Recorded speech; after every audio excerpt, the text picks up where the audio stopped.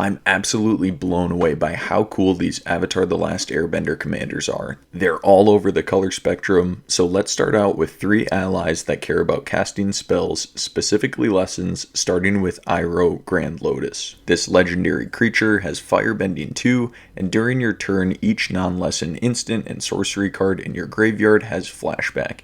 The flashback cost is equal to that card's mana cost. And during your turn, each lesson card in your graveyard has flashback for 1 generic mana.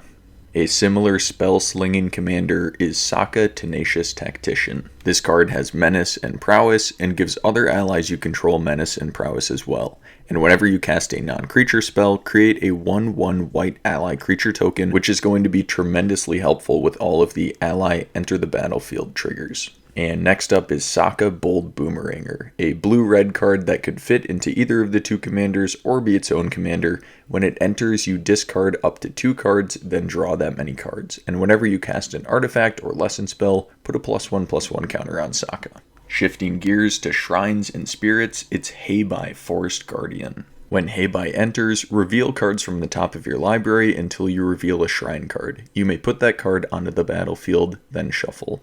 You can also pay 1 of each color and tap Hei Bai, and for each legendary enchantment you control, create a 1/1 colorless spirit creature token. With this token can't block or be blocked by non-spirit creatures. I still think that Go Shinti of Life's Origin is a strictly better shrine commander, but if we see more of a shrine spirit combination, I could see Hei Bai taking the cake. Hei Bai also seems like a great card to be tutored out by Life Spinner, because Life Spinner has you sacrifice 3 spirits and you search your library for a legendary spirit card and put it into play, and then you shuffle your library. So if there are a lot of 1/1 spirits floating around, Life Spinner's a great option to sacrifice 3 of them and upgrade them for the most powerful legendary spirit in your deck. Continuing with the theme of shrines, there's Guru Pathik. When Guru Pathik enters, you look at the top 5 cards of your library. You may reveal a lesson, saga, or shrine from among those cards and put it into your hand.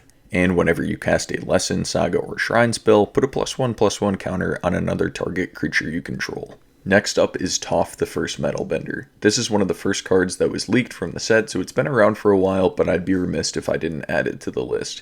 Non-token artifacts you control are lands in addition to their other types, and at the beginning of your end step, Earthbend 2. Toph's artifact ability makes her one of the most mechanically unique commanders I've ever seen, and has been causing a ton of cards to spike in price. This channel does a weekly video about cards going up in price, so check that out if you're not familiar. You could have some massive hits hidden in your collection. Next up are 5 firebending commanders, starting with Firelord Zuko. Firebending X, where X is Firelord Zuko's power. Whenever you cast a spell from exile, and whenever a permanent you control enters from exile, put a +1/+1 counter on each creature you control. It doesn't really seem like Zuko's abilities take full control of what Firebending could do, so leave it to Azula to show him up completely. Firelord Azula has Firebending 2, and whenever you cast a spell while Firelord Azula is attacking, copy that spell. You may choose new targets for the copy. There's also Azula Cunning Usurper with Firebending 2, and when Azula enters, target opponent exiles a non-token creature they control, then they exile a non-land card from their graveyard.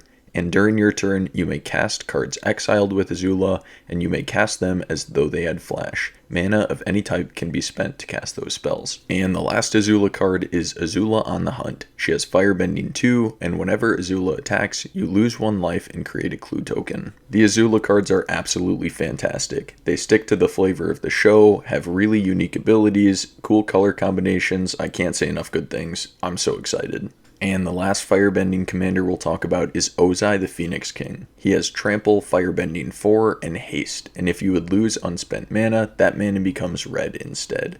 Ozai also has Flying and Indestructible as long as you have 6 or more unspent mana. And before we get to our last 2 cards, I want to thank you guys so much for watching. Please consider liking, commenting, or subscribing to help this small channel grow. The last 2 cards are both Aang cards. The first Aang card was revealed pretty early. It has Flying and Firebending 2, and whenever you Waterbend, Earthbend, Firebend, or Airbend, you draw a card. Then, if you've done all 4 this turn, transform Avatar Aang. The transformed side has Flying, and spells you cast cost 1 of each color less to cast. And at the beginning of each upkeep, you may transform Aang Master of Elements If you do, you gain 4 life, draw 4 cards, put 4 +1/+1 counters on him, and he deals 4 damage to each opponent. And the last card on the list is Aang at the Crossroads. It has flying, and when Aang enters, you look at the top 5 cards of your library. You may put a creature card with mana value 4 or less from among them onto the battlefield. Put the rest on the bottom of your library in a random order.